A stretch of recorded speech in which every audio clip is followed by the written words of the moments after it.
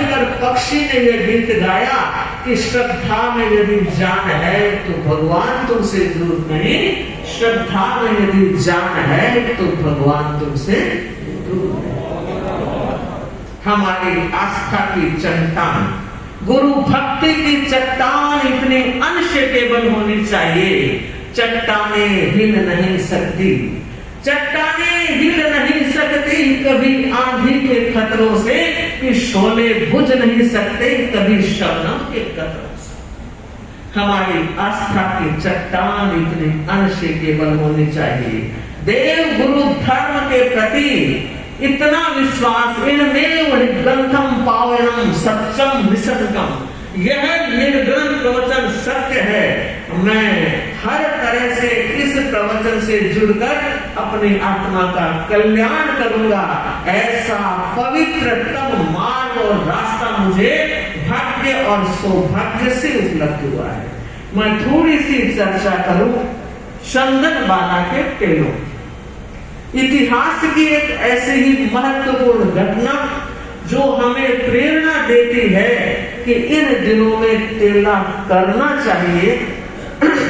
चंद्रकांता नगरी थी, विजय सेन नाम के राजा थे। वहां श्रीकांत नाम का सेठ और श्री सखा नाम की सेठानी थी। 2 महीने का टावर पालने में झूल रहा था। पर्यूषण का पहला दिन था।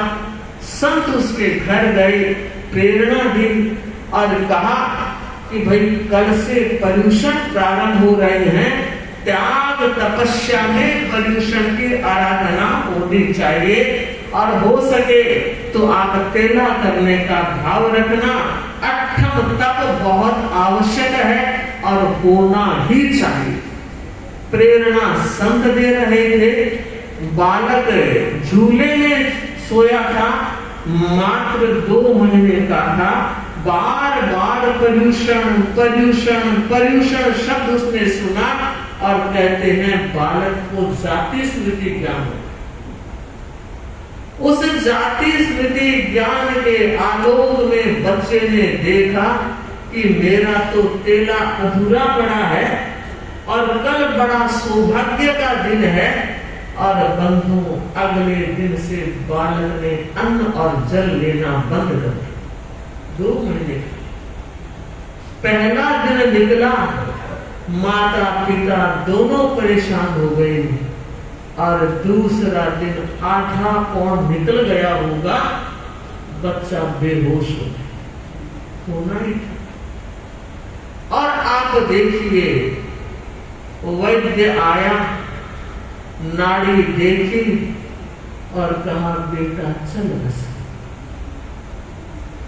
और आप जानते हैं माता पिता के सामने एक बच्चे का चले जाना, और उनके तो इकलौता एक ही टावर था, 2 महीने ही हुए थे। अब जब उसको उठा रहे हैं, मां लिपट गई कि मां अपने छोरे को बाहर ले जाने नहीं दूंगी।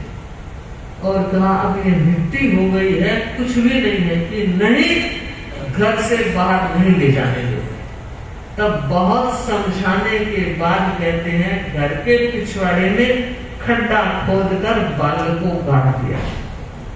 और जिस समय खड्डा खोदकर पूरा हुआ, पिता के हाथ में वो बेटे का शव है और जैसे उसे समर्पित किया, खड्डे में रखा, पिता का हार्ट है। ओ बेटा गया, पति गया। आप सोचो क्या हालत बनी होगी। और उस समय की एक कैसी परंपरा कि जिस घर में बेटा नहीं और पिता नहीं, केवल औरतें हो, उस घर का सारा धन राजा अपने खजाने में होगा। राजा के लोग धन लेने के लिए आ गए। उस समय श्री सखा ने सोचा पति गया, बेटा गया और जीवन की रखवाली करने का साधन भी जा रहा है, कौन आश्रय देगा। लोग कोई बोले नहीं, क्योंकि परंपरा ऐसी थी, परंपरा को उलटना हर व्यक्ति के बस का रोग नहीं। और बंधु, उसने भी कल कुछ नहीं खाया था, आज कुछ नहीं खाया था, और अब उसने शरण ली भगवान पार्श्वनाथ। कठिन परिस्थिति में पार्श्वनाथ की शरण बहुत कारगर होती है। वो तब साथ में जप करने लगी और कहते हैं धरणेन्द्र का आसन लो। धरणेन्द्र कौन? नाग कुमार देवों का इंद्र, परम भक्त भगवान पार्श्वनाथ का। और उसने अपने ज्ञान के आलोक में देखा कि एक सती साध्वी पर संकट आया। ब्राह्मण का रूप बना करके धरणेन्द्र नागराज उपस्थित होते और दरवाजे के बाहर खड़े होकर कह रहे भिक्षाम दे। वो श्री सखा पत्नी खड़ी होती है। एक ब्राह्मण देवता आ गया और देखा तिलक छापाधारी ब्राह्मण है तो कुछ भावना भी बने कि क्या फर्क पड़ता है, अगर जिंदा नहीं होगा तो दोबारा दफना देंगे, एक बार तो निकाल ले। वो निकाल कर लेकर आए। माँ को कहा गया एक आसन बिछाओ, उस पर बच्चे को सुलाया गया। जो रेत लगी थी सारी साफ की गई और अब कहा एक कटोरे में थोड़ा सा पानी लेकर आओ। पानी लेकर आती है माँ और वो ब्राह्मण देवता कुछ मंत्र जाप करके बच्चे पर छिड़कते हैं, होश आ जाए।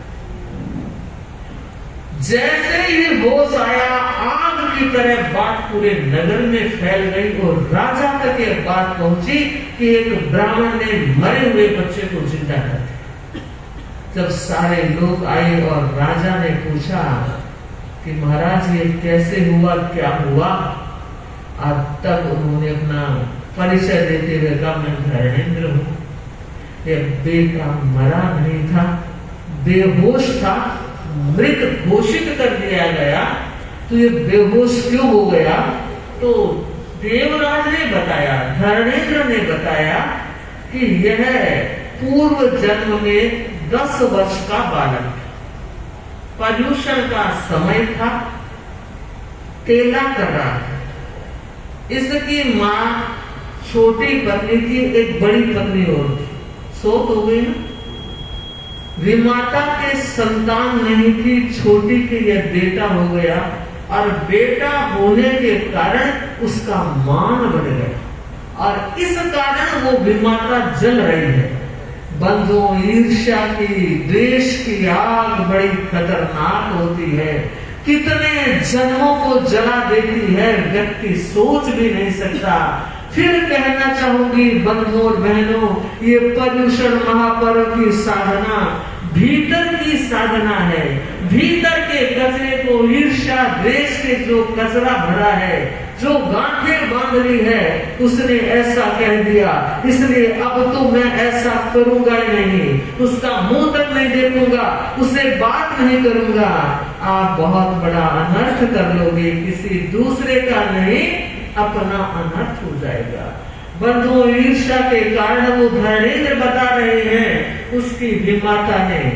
आज जो भाई बहन आज उपवास वाले हैं, मैं उनसे जरूर कहना चाहूंगी कि आज उपवास सोरा हो तो कल वेला करना। उस छोरे का तो बहुत दौरा था, और आपको तो कह रही हूँ सोरा हो तो आगे बढ़ना, वेला करना, और वेला हो गया तो तेला होगा। बिना वेले के तेला नहीं हो सकता। इसलिए हम प्रेरणा दे रहे हैं। जितने भाई बहन प्रेरणा तो कब से दे रहे हैं, बहुत दिन हो गए हैं प्रेरणा देते हुए। आज मैं बता रही हूँ जो भाई बहन चंदन बाला का तेला कर रहे हैं वो साथ में थोड़ी सी साधना भी जोड़ ले, और वो साधना है ओम श्री महावीराय